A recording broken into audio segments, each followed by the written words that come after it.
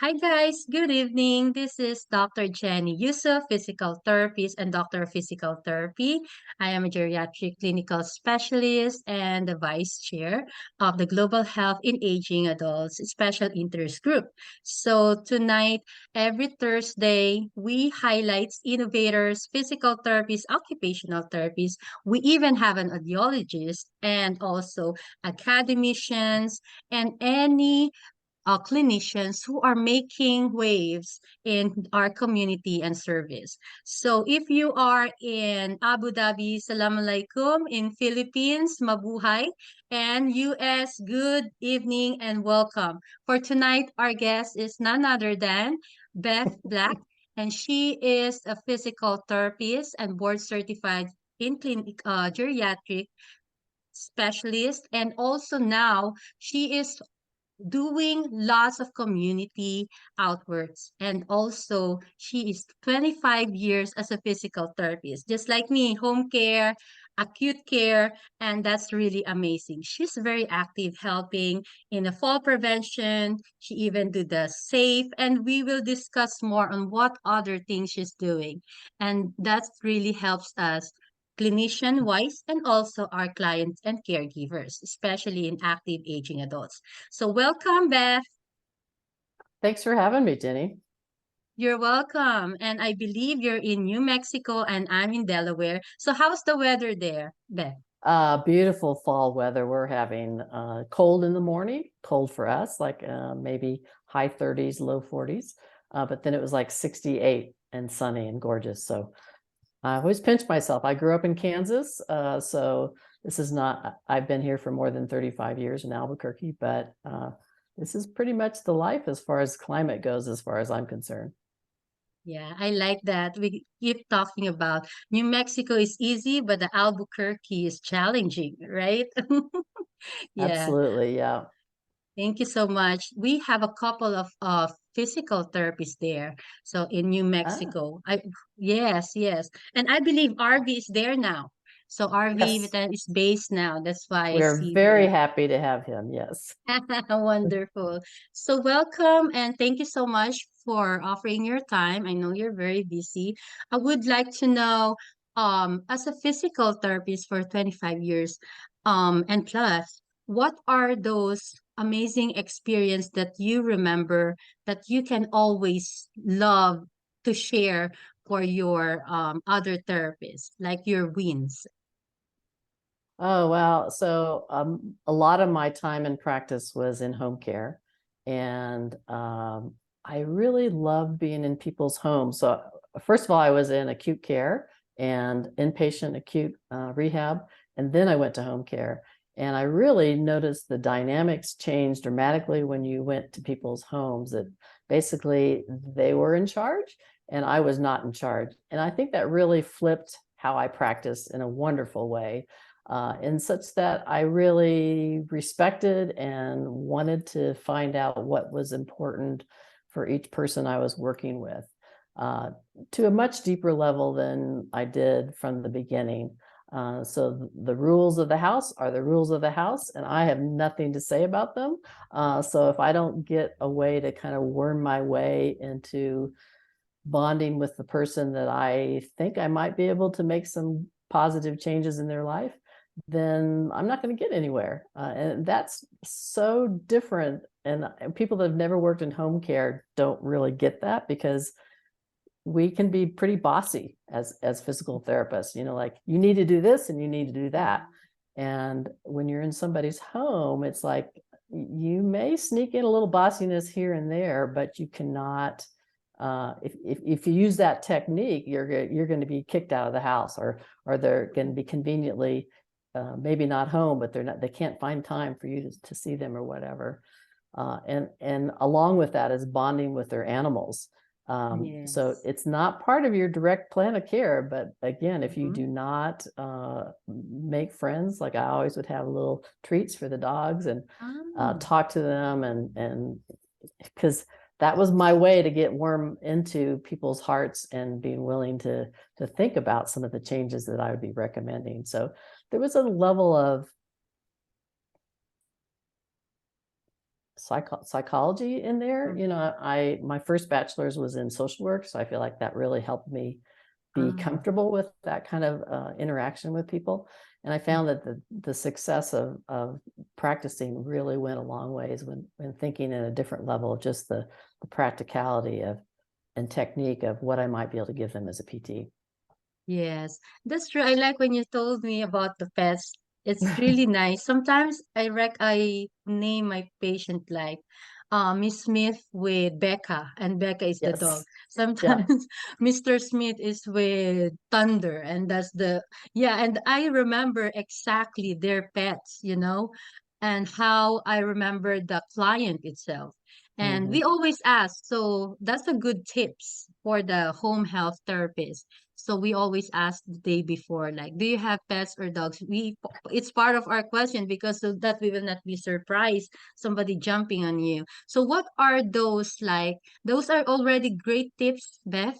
And if I will be a new and entry level therapist, and I wanted to choose a different setting, let's say acute care and home health, what will be my characteristics or qualities that I need to improve if I will be in a home health setting?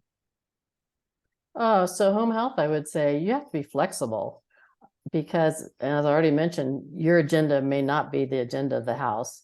But also things are always happening, whether it's somebody ringing the doorbell or family members coming in or out, or no family members, lack of support of being able to do anything you might recommend.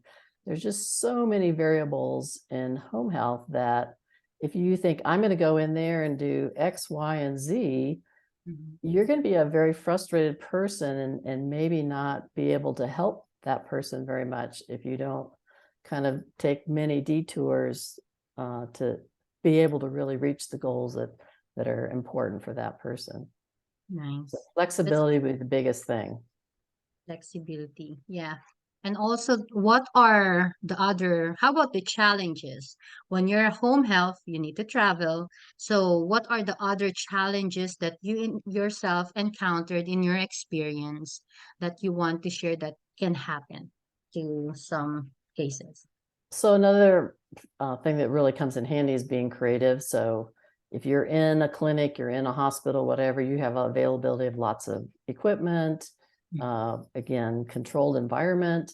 You don't have that in people's homes. So I mostly practiced in a more rural part of New Mexico where the floors were not even begun to be even, that often assistive devices didn't work the way you normally would think on a nice level surface. So being creative about what can you make different about this situation to make it be safe, to make them be able to challenge in their exercise program or whatever what might be. And then again, I guess the other piece is to figure out who their support system is and involve them, again, bond with them so that they feel like Mhm. we're all on the same side, and also get them involved, whether it's about doing the exercises with them or Yes. encouraging them, being supportive and saying, hey, I noticed this looks different. I wonder if that's from the exercises you're doing. So, we have more access to some things, and then we have a lack of access of the physical surroundings and equipment. So I Amen. personally love that. I love being the creative, like, oh, okay, we can't do it that way. Then how are we going to do this? And coming up Mm-hmm. with an alternative solution. Yeah. Can you give us a sample, let's say modification? We don't have a gym, but the whole house is our gym, right?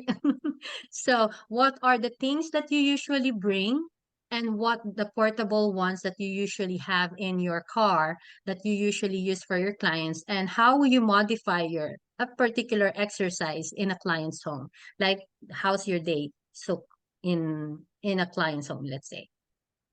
So I would say the things that I used the most often, since falls and balance was kind of my passion, and typically people that are receiving home care have falls issues, is to use the kitchen sink and the countertop, Mhm. both by themselves and then with family members. Those typically, I haven't seen one kitchen sink that I would not recommend people doing that with because it was so unstable. but typically they're very solid and able to give the backup for them. Other things, like there's cans of beans, there's rice that you can put in socks. Sometimes people have PVCs that you can hook up various things to lift weights. Yes. Again, it really is dependent on what they have. It might just be, looking at body mechanics and practicing lifting their dog up and down while they do something that they want to do, bring the dog up to their lap or whatever. So yeah, again, it's witnessing what they do and hearing what the problems are and seeing what the problems are, and then coming up with creative solutions to what might be possible. Yeah, that I like when you say that just carrying the dog is a fun time and bonding time and exercise at the same time. We always ask first what's their goal. And some of the goals, there's a commercial. The goal of him is to carry the grandchild in Christmas and to Yes. carry the granddaughter in the Christmas tree. So he's doing some exercise with a Yeah. kettlebell. That's a very beautiful commercial, right? So now you just sample carrying their dog, and that's a good weight there. Yeah. So how about tools or equipments that you can recommend to our clinicians who wanted to have home health? I typically would have a balance pad that I would use, and that would depend on certainly what level of balance risk, falls risk that they're at. But that's something that I have found that I would often bring in to use when I'm there. Of course, I'm always looking for things that they can do when I'm not there to add on to what I can provide them. And so again, it's what's in the house. Sometimes they have, like the old aerobics steps that people would do, the Jane Fonda aerobics or whatever it might be. And so for people that, are looking for some kind of aerobic activity, that might be going up and down a step or whatever. But again, I bring in the typical things as far as what you do as home health, the blood pressure cuff, the goniometer, the gait belt, the sanitizer, and, all the gowns that we would need, the PPE. But not too much beyond that, unless somehow it came up that I couldn't find something in their home that they could use. The things I bring in and out, for me, when I'm asking them to do things between my visits, it doesn't help for me to bring in things that they don't have in the home, except for challenging them on top of what they're already doing. But Yeah. I very much am trying to get them engaged with how can they do this on a regular basis, and not just while I'm coming out to see them, like in the immediate sense, but also thinking, particularly with falls prevention, this is a lifelong commitment that, Yes. you can see changes, but then if you stop exercising, if you stop challenging your strength and balance, then you're going to start sliding back and having a higher risk for falls. So, for a lot of people, that's not what the message I would start out with. In fact, the word exercise sometimes can be a dirty word that, I'm saying, well, let's try this activity, or I'd like to see if you can move this way, or whatever it might be. But it is interesting. Words mean significant things, and exercise for some people, and I know that's might be culturally some of the people that I tend to see here in New Mexico, that I don't use that word except for certain types of people that bond with exercise. Yes, I want to get strong, and yes, I want to exercise, but I tend to see more of the people like, I don't like exercise. Yes, they're afraid that it will be painful. So if you have a dementia or dementia patients, we have a lot of cases like that in home. How challenging is it for you, and how do you manage it, Beth? Well, I would say number one, I'm hoping, I assume, depending on what level of dementia they have, that they have some kind of support system. And so engaging their caregiver is huge. Yes. Not just with them being aware of what the goals are, but I always find, again, that dirty word exercise, if you can get people doing it together. So I usually do the exercises both with the person that I'm working with, but also try and get Nice. one or more members of the family or caregivers or whatever doing it also. Sometimes the caregivers are totally overwhelmed and they just need to check out and not participate. But for the really to meet goals, I find that the caregivers have to be involved. So that's probably the biggest one. And then the second one is to not focus on what's right or remember this, remember that. Just totally kind of go with what the present is and what the person is willing or how directive they're able to take those instructions. And again, being creative. So if you get this little narrow thing that you have to do, you're going to be frustrated because people with dementia most likely will not follow that, what you have in your mind that should happen. So making it fun, sometimes Yes. making it maybe not social because you're in the home and home care, but in general with people that have some cognitive deficits, if you have access to other people in other settings than home care, that can be fun, whether it's have food or other things as rewards on top of them enjoying it. So again, exercise needs to not be a dirty word, it needs to be fun. And Yes. so, laughing and maybe telling jokes in there, Okay. depending again on what that person responds to. They need to be relaxed. They need to be comfortable with you. And sometimes the physical therapist, the client are excited, should be excited to see you. And it means that they're enjoying your company, right? Yes, yes. Yeah, so that's the goal. Like, so it's case to case basis. We need to know from the beginning what kind of patient are we seeing in general, not only dementia, right? So Right, right. I really love when you say that caregiver education, part of the caregiver, that's very important too. Yeah. So what are your favorite exercise that you always or majority you always include? Especially you said you love balance and falls. So what exercise tips you wanted to share with us?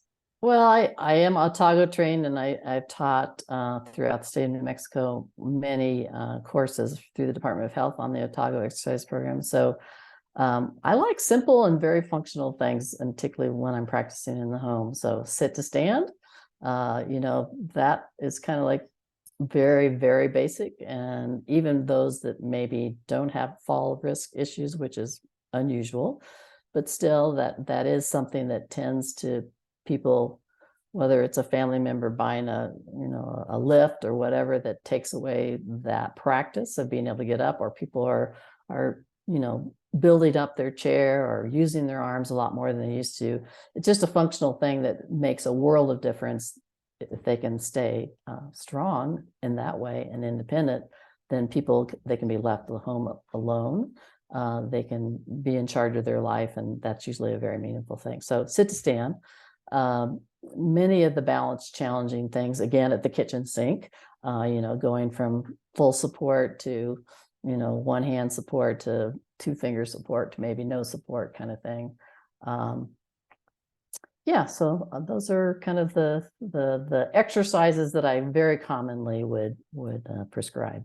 Nice, very nice. Yeah, balance exercises, strengthening, they go hands in hand. And music therapy, especially you said exercise is a dirty word. So I have a patient with dementia. I'll just tell that, Miss Smith, time to dance. Yes. So, and especially if they love to dance, right? You'll Oh never know. yeah, if they love Frank Sinatra, let's put on Frank and let's start rocking out to Frank. It's, again, any kind of movement is good for me, and if we can kind of make it so that it's something they remember, like, oh, let's listen to Frank again, then let's do it. Very nice, very nice. And we have recently, how about app?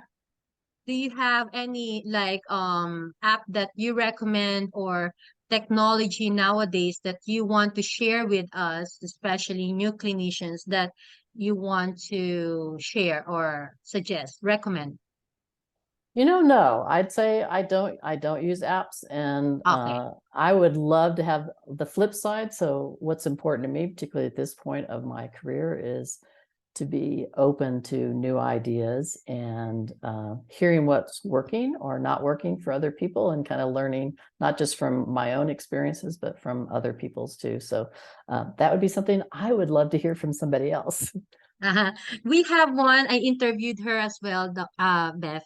We have the Clock Yourself Oh, app, and yes. that's yeah. And then whenever I keep showing it, it's just like, oh, just like a Simon Says, and they're the one telling me like a Simon Says. So it's only Uh-huh. for colors, simple colors, and they just step on it. So it is an app, and I use my phone.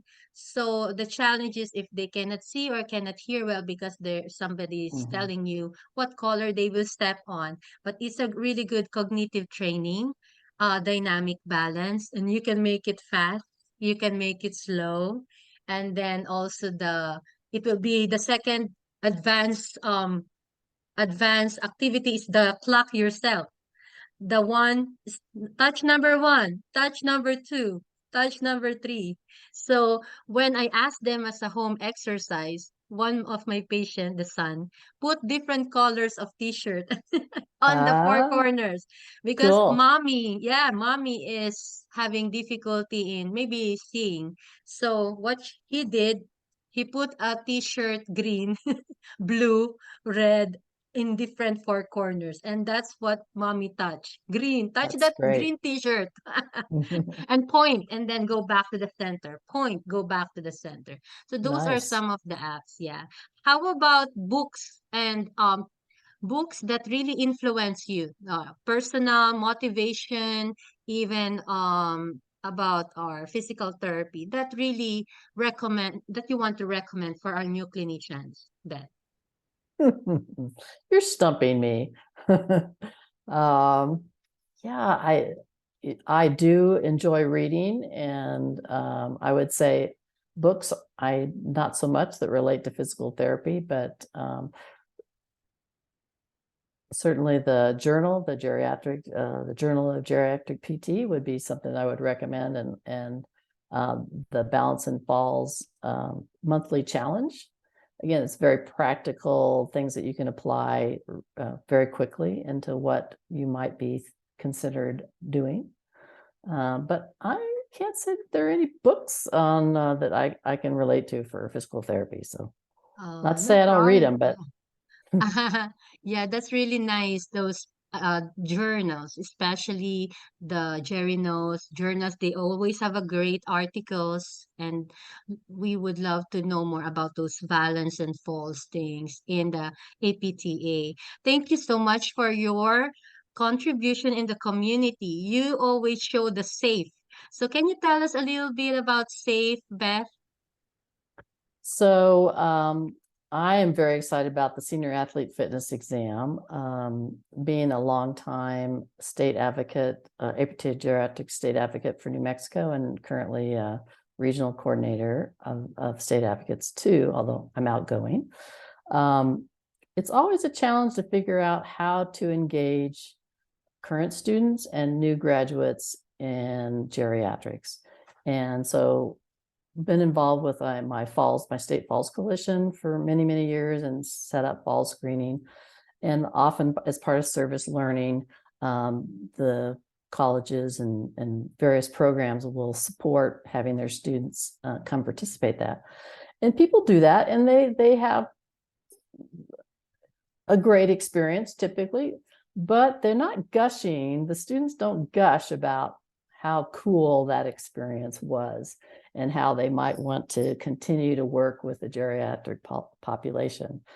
And so when I first heard about the senior athlete fitness exam, which now has been 5 or 6 years ago, no longer because COVID's been way too long. So let's say 8 years. I was very excited in getting it involved with the state advocate program, and then specifically in New Mexico. So we did two rounds for the state senior games in New Mexico in 2017 and 18, and then the national senior games came in 2019 to Albuquerque. So we supported a large screening of the athletes using the senior athlete fitness exam. And it's pretty special just on a small scale when you do it for your state. But when you do it nationally and you hear the stories of the athletes, some who've been athletes all their life, some just started last year, the things that they're willing to do and how appreciative they are of understanding their body and what they can do to make them healthier and even better athletes. So it's a pretty incredible screening and experience by itself. But then the piece of having students involved in it, it's like something opens wide in a way that I haven't experienced with students very often. You know, it might be individual students, but not like 10 of them at a time, or, you know, a whole class of DPT students. So that's been my latest passion, is to not just be providing the SAFE at our senior games, but specifically to get as many students involved as possible, so they can really see some of the, not your average patient or client that we see in home care for sure, or even in acute care or SNF settings, perhaps in the outpatient clinic. But even then, it's a small percentage of who we see, because we see the people that have had some significant event or have a significant problem, not necessarily those people that are very motivated and already active, unless they have an injury or something like that. So that's one of the main reasons I'm so passionate about it, because I think it puts what we do as physical therapists, working with older people, in a whole other light, and gets students involved in it too. Thank you so much. Yes. And also Becca Georgie is the Yes. one that we learned a lot from her initiative, innovation of the SAFE. So thank you so much, Becca. And she's our secretary in the Global Health in Aging Yes. Adults. Yep. So they did it also in Florida with Nini. So thank you so much, Beth. How can we connect with you? So if we have any questions, some of the clinicians wanted to learn more, and how can we connect? Any emails or any, Yeah, yeah. my email is bblackpt@gmail.com. I have a Facebook page, Beth.Black.12979. There is another Beth Black, a physical therapist in the country, but I don't know that she's on Facebook. But anyway, that's my number. And then Twitter, for now anyway, is @BBBlack. Yes, so we'll see what happens with Twitter, with all the things going on in Twitter land. But so the best place would be email and Facebook. Yes. Thank you so much. So, guys, we appreciate you so much, Beth. You are wonderful. Thank you for your time. We learned a lot from you. So, guys, if you have any questions, connect with us. Beth has great experience in acute care and home health. Definitely connect with Physiogen PT and Wellness. And it's me again, Dr. Jenny, physical therapist and doctor of physical therapy. And if you have any questions, connect with me. I'm also in Facebook. All right. Bye for now, guys. Thank you so much, Beth. We Thanks, appreciate Jenny. all you're welcome. All right.